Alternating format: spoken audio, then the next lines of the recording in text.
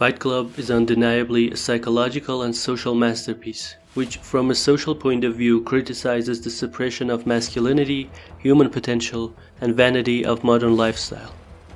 It also warns against the possibility of rebellious acts by low and mid-class members of society who have been alienated from their natural instincts, and from a psychological view portrays the attempts of the main character to restore mental balance and find meaning in his life.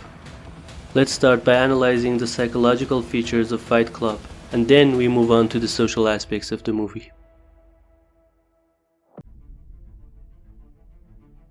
Jack is a young mid-class man who works as a recall coordinator in a great car company. Despite having an apartment, a well-paid job, and a comfortable life, he finds himself lost and suffers from depression and severe insomnia, which eventually leads to his dissociative identity disorder. What fuels his misery is lack of autonomy and excitement, and the fact that he can't establish any deep connections with neither the people that he calls his single-serving friends, nor with the disposable objects that he owns.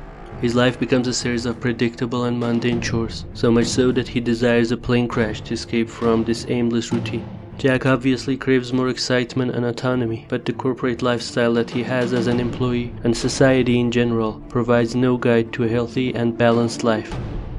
This lack of balance is portrayed in the scene where Jack is ordering a yin-yang table from IKEA over the phone. If I saw something clever, like a little coffee table in the shape of a yin-yang, I had to have it. The yin-yang symbol, rooted in Chinese philosophy, represents the dynamic interplay of opposing forces such as dark and light and good and evil. It symbolizes a state of equilibrium within the universe and within individuals themselves. In the context of the movie, Jack's narrative emphasizes how modern society suppresses the active aspects of individuals, leaving them trapped in a world dominated by corporate jobs, single-serving food, and mind-numbing TV shows that only demand their attention without providing any chance for active participation. This imbalance necessitates the emergence of Tyler Durden as a force that has been suppressed and deemed unnecessary by society. But before Jack succumbs to his new identity, which is by definition a difficult force to control, he tries to channel his frustration into a more acceptable form of pain release. So he delves into a morally gray territory by participating in support group sessions for people with severe illnesses. Finding people like Bob that are facing loss and existential crisis in their lives offers an opportunity for him to share his pain and give him a fleeting sense of purpose. It is within this context that we encounter the second symbolic representation of the movie, Jack's power animal, which is a penguin.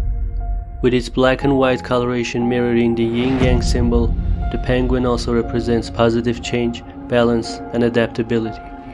As Jack immerses himself in the group sessions, he begins to adapt to his new lifestyle and finds a delicate equilibrium. This goes on for a year, until Marla comes in and ruins it.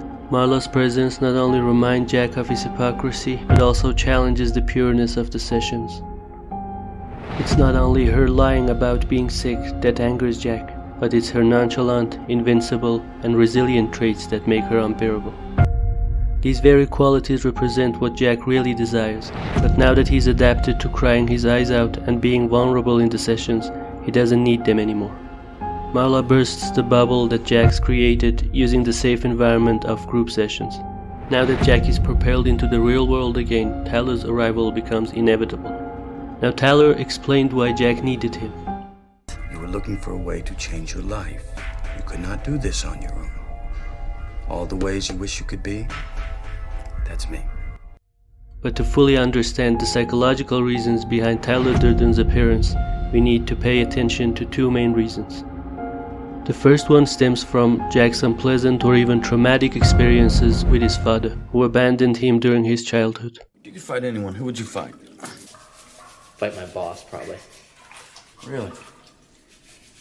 Yeah, why? Who'd you fight? Fight my dad. Here we see how Tyler becomes a channel for Jack to express his anger towards his father through an imaginary confrontation. Tyler on one hand becomes the embodiment of a strong, attractive man and a formidable father figure who impresses Jack during the movie, and on the other hand serves as a way for Jack to express his deepest desires and frustrations. The second reason lies in society's prohibition or restriction of the ways in which men can actively express themselves. From an evolutionary perspective, women tend to rely on verbal means for communication and releasing their anger and frustration, while men have traditionally engaged in more physical modes of expression. However, in the modern world, these primal instincts have been suppressed and discouraged, leaving men feeling disconnected from their nature and leading lives that seem devoid of meaning. This explains the reason behind rapid and widespread appeal of Fight Club, as it becomes an approach for men to rediscover their suppressed qualities.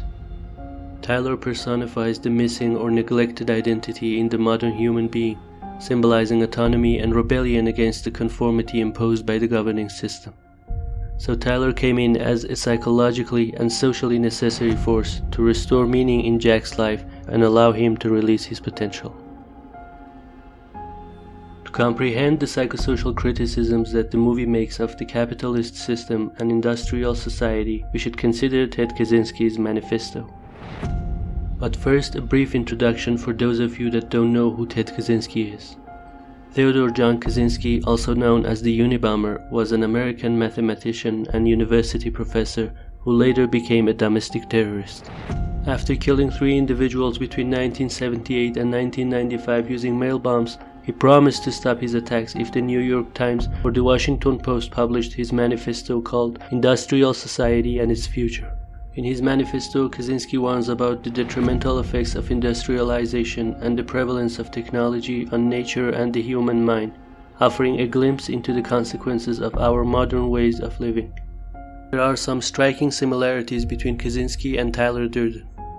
Like Tyler, Kaczynski made a choice to abandon his former life, opting instead to reside in a house devoid of modern luxuries such as running water or electricity. Their shared pursuit was rooted in a deep desire to reconnect with nature and acquire essential survival skills that modern society had forsaken.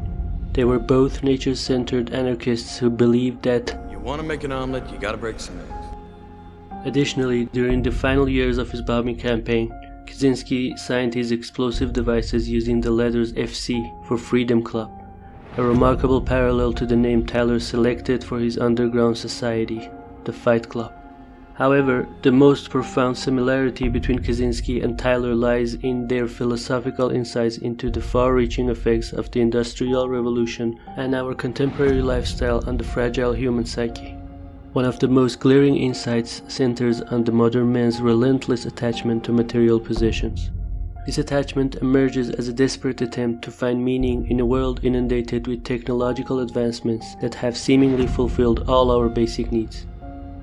Consequently, the once inherent struggle for survival, which gave purpose to our existence, has been overshadowed and rendered virtually obsolete. To fill this existential void, we engage in what Kaczynski calls surrogate activities. Similar to Jack, we passively watch sitcoms and TV shows, furnish our homes with mass-produced furniture, conform to the societal norm of a 9-to-5 job, and create artificial goals to distract and entertain ourselves. It is no coincidence that large corporations actively promote and reward such behaviors, as it effectively renders the general public more manageable and docile. By perpetuating popular trends and focusing on technological advancements and consumer culture, society transforms into a more predictable and controllable entity. The capitalist system promises physical security through insurance, healthcare plans, and airplane safety brochures. This perceived security comes at a great cost of mental distress and confusion. For Kaczynski and Tyler, industrial system only offers Illusion of safety. That's why in the movie, Tyler's first order of business was to dismantle all Jack's material possessions, to set him free from the chains of consumerism and invite him into a primitive lifestyle. And when he heard that Jack clings to the hope of insurance compensation for his loss, Tyler starts a fist fight to literally attack his illusion of safety. After convincing a large group of men around the country to join him, the secret underground club turns into a social movement under the name of Project Mayhem. As the name implies, the Project Mayhem aims at bringing down the modern civilization by acts of violence and restoring economic equality. It was supposed to liberate people from chains of capitalism, but like many other social movements, ultimately transformed into a form of tyranny.